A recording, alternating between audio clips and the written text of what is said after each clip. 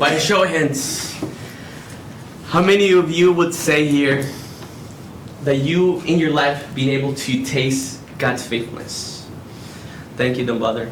But I think that most of us in this room would say that we've been able to see God's goodness in our lives. In those times where we maybe struggle to see God's provision in our lives, He provided. Maybe here at Moody, you didn't know if you're gonna make it at the end of the main to pay for the semester, or maybe by the end of the semester, all the bill is due, and maybe you struggle to see that.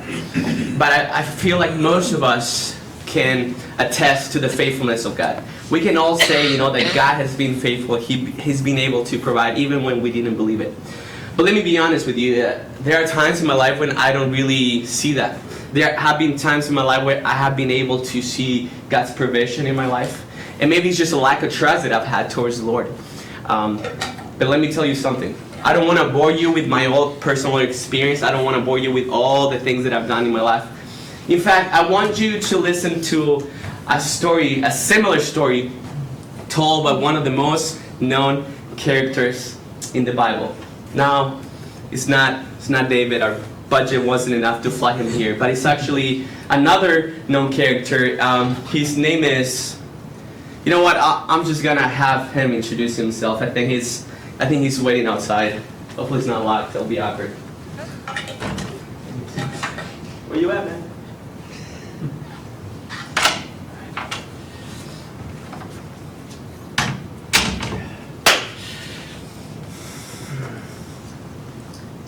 Good morning. I hope your day is going great. Unfortunately, I cannot say the same. I don't even know where to start. Just a couple of days ago, my trip here was delayed. Just here in the city is so cold. Man, I don't even know how you guys do it. The food that I was given this morning was just average. Just people doing construction early in the morning. So noisy and so loud.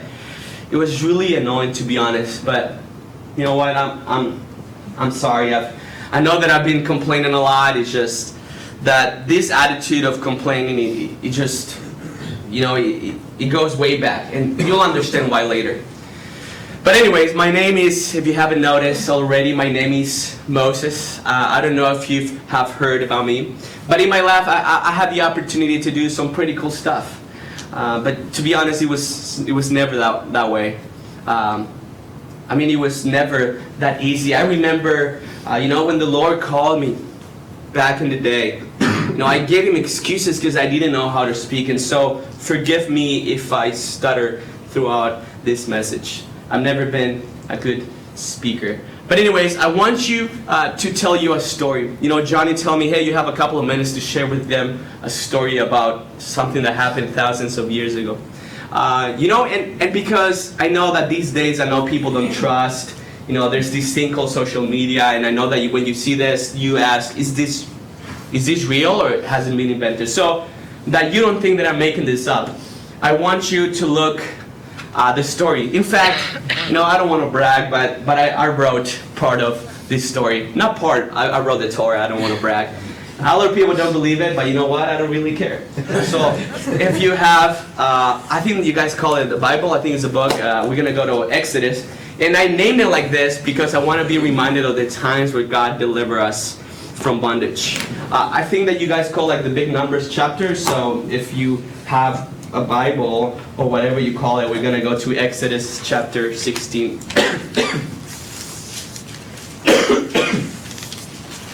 And you will have to forgive me. I don't know if you noticed, but I'm older than most of you guys, and my memory has faded. And so there have been times where I'm not going to remember what I've written in the literature, so I'll have to read from it a little bit. So you'll have to forgive me for that. But we're going to go to Exodus chapter 16. Now I want you to think of a scenario right now. Think maybe you have been mistreated, you have been insulted, you have been abused your entire life. You've never had an opportunity to have a break, to grab a break in your life. And you go about life, and then, the Lord gives you a brand new identity. The Lord gives you a brand new identity, and He delivers you from that bondage, from that abuse, from that treatment that you've received. And imagine I'm the charge, I'm the one who the Lord chose to lead these people to a safer place. I am the one who's in charge of taking care of you. Now let's say you say, you know what, I don't want to go with you. I don't know, I don't like the way you lead, so I'm going to go back to the abuse. I'm going to go back to all the mistreatment that I've received. I'm going to go back to that. Now, what you just were imagining is the same thing that I experienced as a leader. You know, in fact, people, after they had been delivered by the Lord from bondage, they came up to me and to Aaron, and they said, you know what? I want you to read it for yourself. It's in verse 3. That said to us, would that we had died by the Lord's hand in the land of Egypt, when we sat by the pots of meat, sure, when we ate bread to the full, whatever. For you have brought us into this wilderness to kill this whole assembly with hunger. Like, are you kidding me? Like, they say they wanted to go back because they had all this food, they had amazing pots of meat and whatever. Like, that's a lie. They never ate the food that they wanted. In fact, they never probably ate, and if they ate, was a bunch of crumbs that the rats were gonna eat it anyways.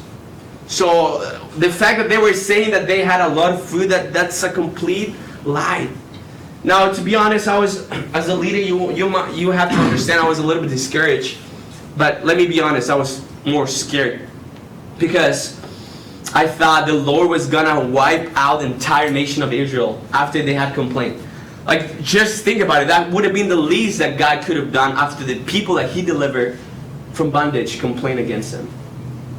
Complain against the very one who provided every step of the way. But you know what? He didn't. He didn't wipe them out. He didn't destroy them. In fact, He did the very thing that they didn't deserve. You know, He could have easily rained fire and brimstone to destroy His nation for complaining. But He didn't. In His grace and in His mercy and His abundant love, God reigned and said He was going to rain the very thing that these people didn't deserve. He was going to rain bread from heaven. He was going to rain bread from heaven. You know, after that, the Lord told me He was going to do that. And Aaron and I, we went out to tell the people. Now imagine, we were so excited because we were going to give some good news to the people. You know, after they had nothing to eat their entire lives, we were going to tell them that now the Lord was going to provide for them. So I was really happy with Aaron. We went and we talked to the people. And that was a big celebration for them, because, you know, they didn't have food before. And so it was going to be awesome for them to know that they were going to have food for them to eat. So I thought they finally going to be happy and they finally going to obey the Lord. You know, but to be honest, at the same time, we realized that, you know, I was a little bit discouraged again, because why would they complain against us? We were not the ones that brought them here. We were just used by the Lord to bring them here. And so I was reminded of every single time I complained against the Lord. Maybe, you know, you heard me a couple minutes ago, and I'm sorry, I complained for all these things. But maybe you've complained about different things in your life. Maybe, I don't know, I think they call it this, the Armijo here. Maybe you've been in school for a couple of years, and you complain for the food that you've eaten. You know, but ultimately you're not complaining against the chef. You're not complaining about the people serving the food. You are ultimately complaining with the one who provides all those things. When you say that it's way too cold outside, and when you say there's way too much homework, or you complain about different things in your life, you're not complaining about the teacher, you're not complaining about the people doing construction and it's super loud outside. You're ultimately complaining about the Lord.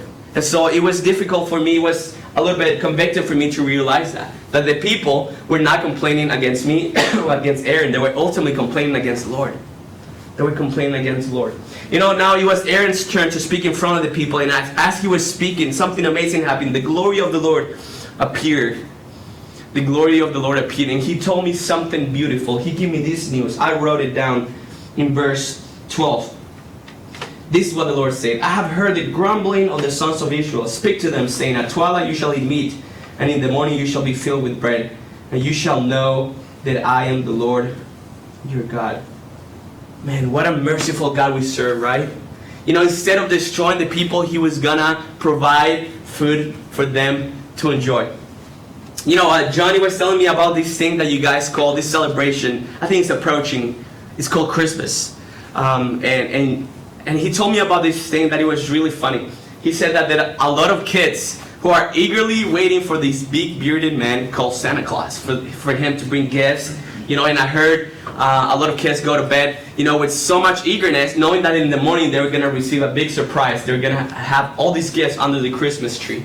To be honest, when I heard that, I laughed because of how pathetic that is. But you know what?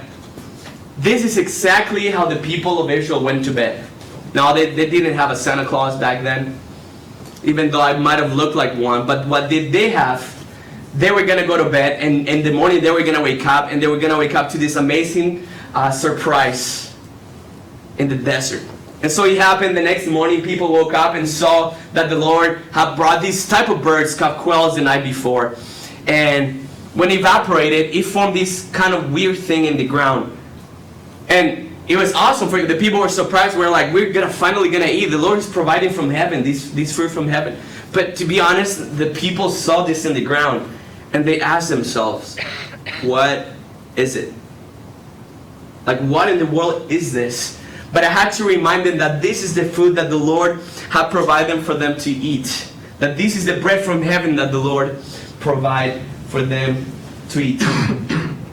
Now, I told them, I gave them all the instructions. I told them, hey, this is what you should do. This is how much you have to gather. I gave them the instructions. But I told them one thing. I gave them one instruction that I could not forget. And I wrote it down in verse 19. I said, let no man leave any of it, talking about the manna, until morning. I just gave him a clear instruction. Hey guys, please don't take this food with you for the next day, because the Lord is going to provide. So just keep it there. It had to be a daily task. So I gave him that instruction, but guess what? The people saved the food, and they kept it till the next day. Now you would imagine the food bred worms, and it went bad. And you could smell how gross it was.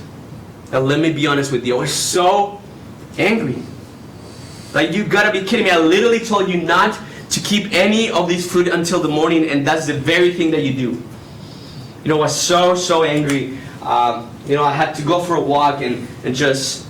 because I was so enraged, I was so angry that the people disobeyed my words. I don't know if you've ever been a leader in our organization or something like that, but when people disobey what you said, it's really frustrating. When people make your job hard, that was the people of Israel. A bunch of spoiled brats. They received what they wanted, and when they had it, they disobeyed the Lord. And so they were not supposed to keep it, but they did not listen to me.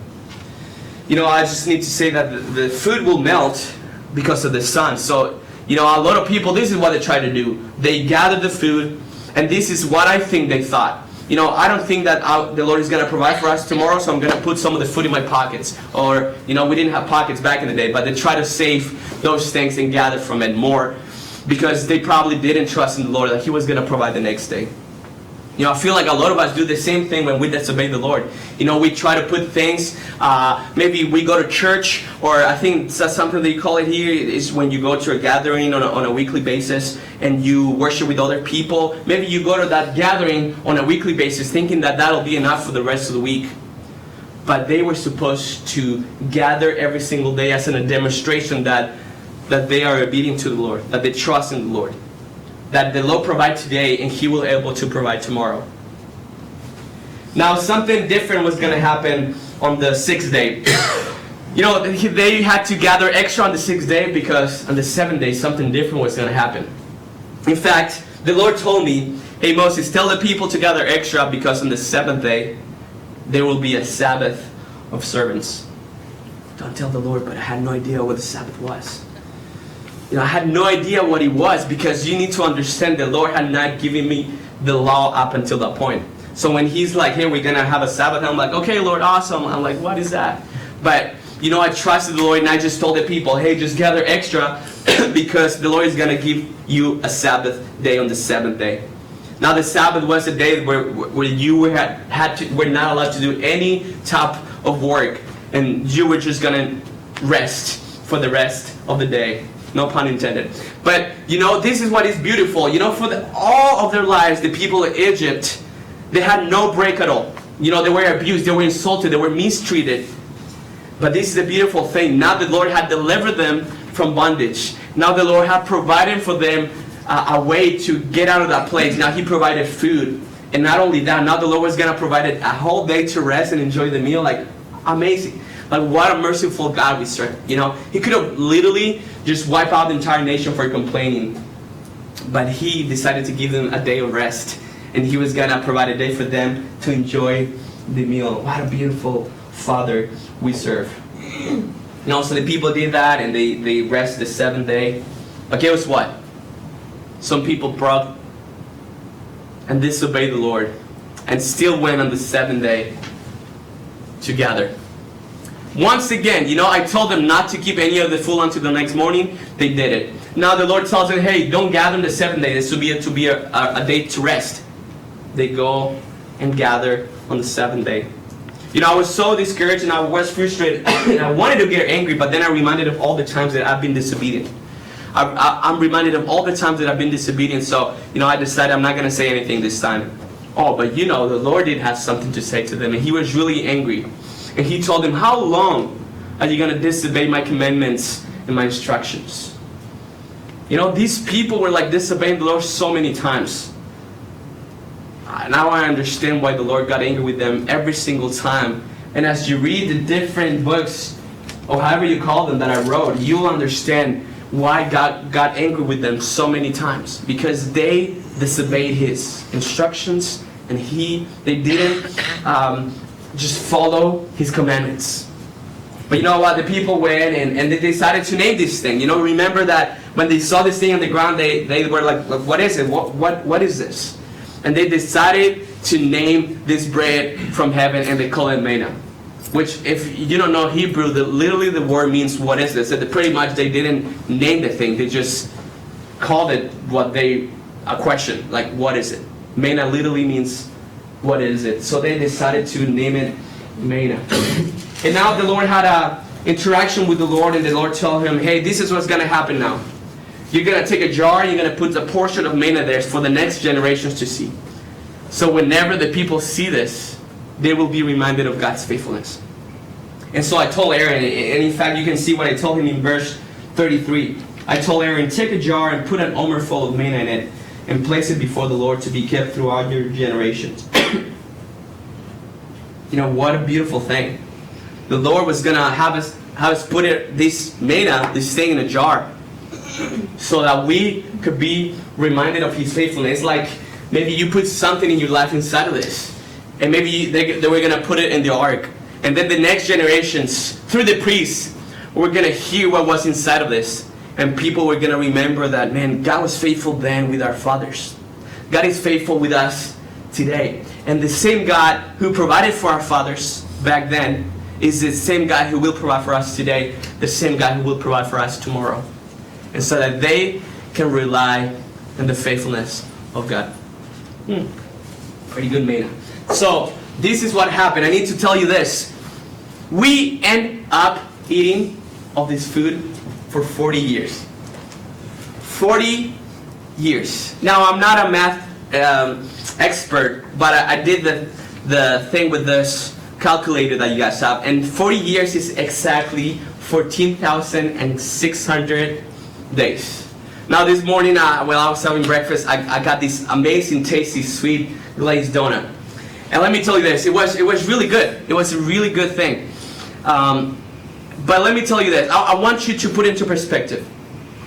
Let's say you have been hungry for many days, maybe weeks. All you had is probably water. And let's say, after you've been starving for many days, someone gives you a donut, like the one I had this morning, was pretty good. But let's say you eat a donut, but let's say this, between a steak and a donut, that's a no-brainer. I think that all of us would go to the steak. But let's say that in the moment, all you have is a glazed donut after you never had food for weeks. Man, you're going to treat the donut like it's the best food out there. You're going to eat that thing, you're going to devour it, it's going to be the most delicious thing that you've had.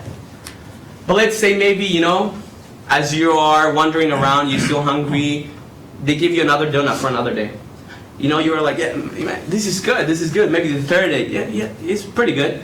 And maybe what about the second week? I could use something else, but I'll eat this. Maybe for the first year, you're like, you gotta be kidding me, I want something else. Now, it wasn't a year, it wasn't 10 years, it wasn't 20 years, it was 40 years eating the same food. Now, I don't want to sound like I'm complaining, but I need to say this because, God was faithful during all of those years. He provided for us, He provided food for us, He provided a way for us to leave the very place that enslaved His people. And now He provided food for them for 40 years. He could have wiped out the entire nation because they didn't deserve it. But God, in His grace and His abundant love, He decided to provide for them 40 years. What a beautiful reminder that God is faithful, right? Thank you so much for listening. And I'm going to go grab Johnny. I think it's over here. Thank you so much.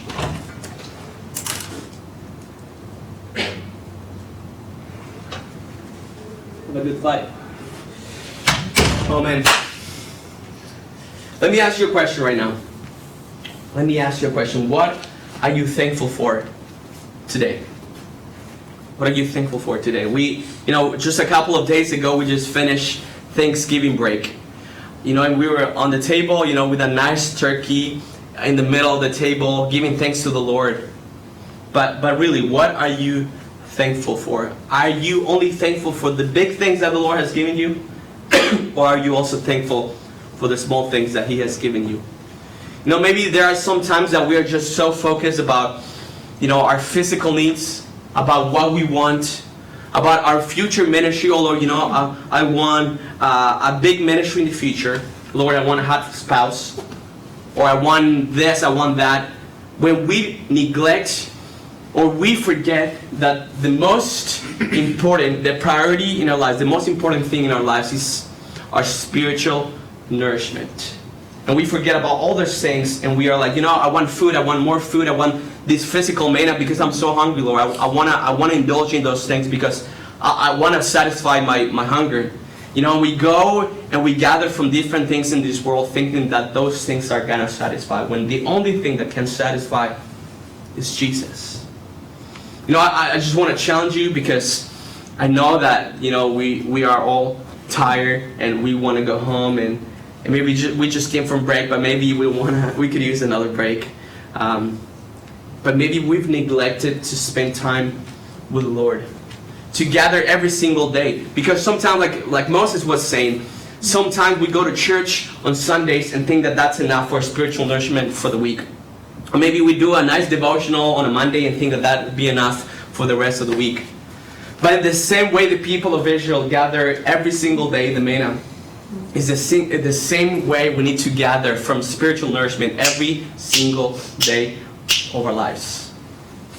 And so I want to encourage you. Most of you guys know this story, John chapter 6. Jesus is talking to the Jews. And one of the things that He tells them is that, your fathers, your ancestors, talking about the people of Exodus, they ate from the manna. He told them that. They ate from the manna. That's what they asked for, and they ate from it. But here's the difference. Even though they ate from the manna, they died. And then He goes on to say that those who eat from the bread of life will live forever. The only way to be satisfied with our longings, the only way to be satisfied with what we need is by feeding on Christ. And how do we do that? We do that by reading Scripture. We do that by meditating on Scripture and by obeying what He says. Let us be people that love Jesus with all of our hearts. And we are daily just having a spiritual nourishment with Him. Because at the end of the day, He's the only one that can satisfy our hunger.